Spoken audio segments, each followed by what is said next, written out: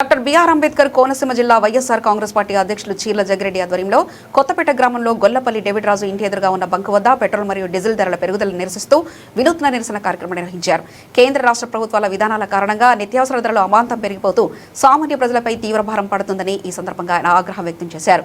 అనంతరం అక్కడి నుంచి కొత్తపేట ఆర్డీఓ కార్యాలయం వరకు జగ్గిరెడ్డి ఒక రిక్షాపై మోటార్ సైకిల్ ఎక్కించి స్వయంగా రిక్షా తొక్కుతూ వినూత్న ర్యాలీ నిర్వహించడం జరిగింది. ఈ ర్యాలీలో పార్టీ నాయకులు కార్యకర్తలు పెద్ద ఎత్తున పాల్గొని ధరల పెరుగుదలకు వ్యతిరేకంగా నినాదాలు చేశారు. పెట్రోల్ డీజిల్ ధరలను వెంటనే తగ్గించి ప్రజలకు ఉపశమనం కల్పించాలని కోరుతూ ఆర్డీఓ గారికి వినతి పత్రం అందజేశారు. ప్రజల సమస్యలపై వైఎస్ఆర్ కాంగ్రెస్ పార్టీ ఎప్పటికీ పోరాటం చేస్తూనే ఉంటుందని జగ్గిరెడ్డి స్పష్టం చేశారు. ఎప్పటికైనా బుద్ధి తెచ్చుకుని ఎన్నికల్లో మీరు ఇచ్చినటువంటి హామీ కట్టుబడి ఏదైతే కూటమి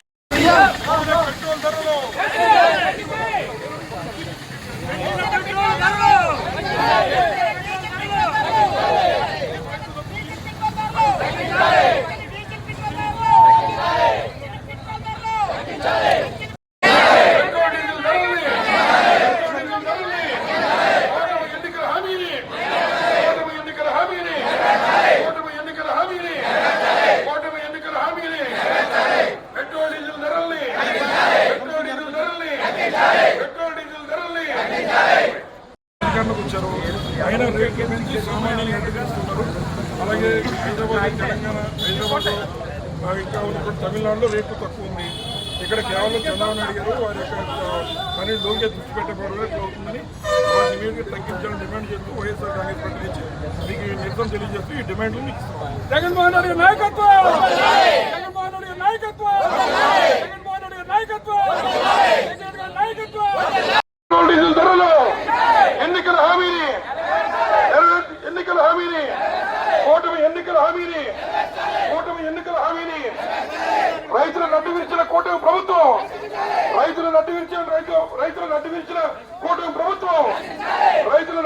కూటమి ప్రభుత్వం వల్ల సామాన్య ప్రజలకు ఇబ్బంది పడుతున్నటువంటి తరుణంలో ఈ రోజున వైఎస్ఆర్ కాంగ్రెస్ పార్టీ మన నాయకుడు జగన్మోహన్ గారి ఆదేశాల మేర ఇవాళ ఈ యొక్క నిరసన కార్యక్రమం డాక్టర్ బిఆర్ అంబేద్కర్ కోనసీమ జిల్లా కొత్తపేట నియోజకవర్గంలో చేయడం జరుగుతూ ఉంది.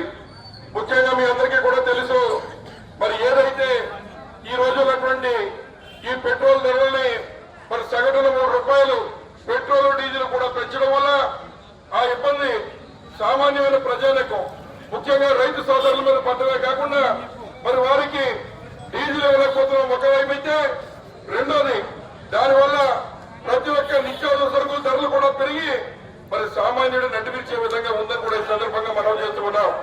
మరి వాస్తవంగా మరి మన దగ్గర అయితే కేవలం మరి ఏదైతే ₹113 పెట్రోల్ ధరని మరి పెంచడం జరిగింది. మరి ఒక్కసారి హైదరాబాద్ చూసుకుంటే ₹110. మొన్న ముఖ్యమంత్రి అయినటువంటి తమిళనాడు విజయ్ గారి దగ్గర అయితే కేవలం ₹103 మాత్రమే మరి పెట్రోల్ ధర ఉంది. మరి చంద్రబాబు నాయుడు గారు మీరు విజనరీ సీనియర్ అని చెప్తారు కదా, మీరు మరి విజయ్ కొత్తగా వచ్చిన జూనియర్ చేస్తే మీ విజన్ ఏమైపోయిందని చెప్పి సందర్భంగా మేము అడుగుతూ ఉన్నాం. అలాగే మరి ఏదైతే కేవలం రైతులే కాదు, ఇవాళ ఉన్నటువంటి నిత్యావసర సరుకుల ధరలు ఈ యొక్క పెట్రోల్ డీజిల్ రేట్లు పెంచడం వల్ల ప్రతి ఒక్కరి మీద ఆ భారం పడ్డమే కాకుండా మరి ఏదైతే పామాయిల్ ఉన్నటువంటి బియ్యం ధరలు పెరగడం, అలాగే సన్ఫ్లవర్ ఆయిల్ గతంలో ₹150 ఉంటే నేడు ₹135 అప్పటికే పెంచేశారని కూడా ఈ సందర్భంగా మనం చేస్తున్నా.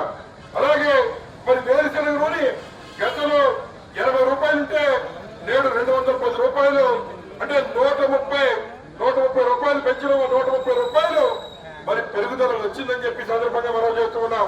అలాగే వాణిజ్య సిలిండర్ గతంలో మరి కేవలం ₹2,321 ఉంటే నేడు దాన్ని ₹3,315 చేశారు. దానివల్ల ఈ రోజున ఏదైతే ఒక హోటల్కి వెళ్ళి ఒక ప్లేట్ ఇడ్లీ తిన్నామంటే గతంలో ₹20 ఉండేది నేడు ₹40 చేశారని చెప్పి సందర్భంగా మీ అందరికీ మనవి చేస్తూ ఉన్నాను. మరి అలాగే ఏదైతే డొమెస్టిక్ సిలిండర్ 14.2 కేజీలు ఉండేటువంటిది గతంలో ₹882 ఉంటే దాన్ని ₹942 ఈ కూటమి ప్రభుత్వంలో మరి పెంచారని చెప్పి సందర్భంగా మీకు మనవి చేస్తున్నా.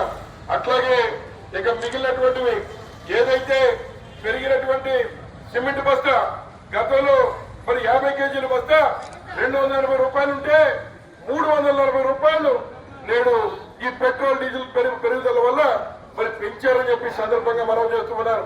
సుమారు 60 రూపాయలు సిమెంట్ బస్తా రేటు పెంచారు. అలాగే ఒక టన్ను ఐరన్ మరి 72,000 రూపాయలు గతంలో ఉంటే ఈ రోజున 78 రూపాయలు, అంటే సుమారు 6,000 రూపాయలు ఇవాళ సిమెంట్ ఏదైతే మరి ఐరన్ రేట్లు కూడా మరి పెంచారని కూడా ఈ సందర్భంగా మనం చేస్తూ ఉన్నా. గృహ సామగ్రి 30 నుంచి 50% పెరుగుదల కనిపిస్తూ ఉంది. అలాగే కూరగాయలు 20 నుంచి 40%, నిత్యావసరాలు 10 నుంచి 25%. ఈ రకంగా రైతుల ఎరువు బస్తాలు 75 రూపాయల నుంచి 300 రూపాయలు ఇవాళ ఎరువుల యొక్క ధరలు కూడా ఈ కూటమి ప్రభుత్వంలో పెంచారని చెప్పి సందర్భంగా మనం చేస్తూ ఉన్నాం. మరి మీరు అడగవచ్చు, ఏదో ఎక్కడో యుద్ధం జరుగుతుంది కదా,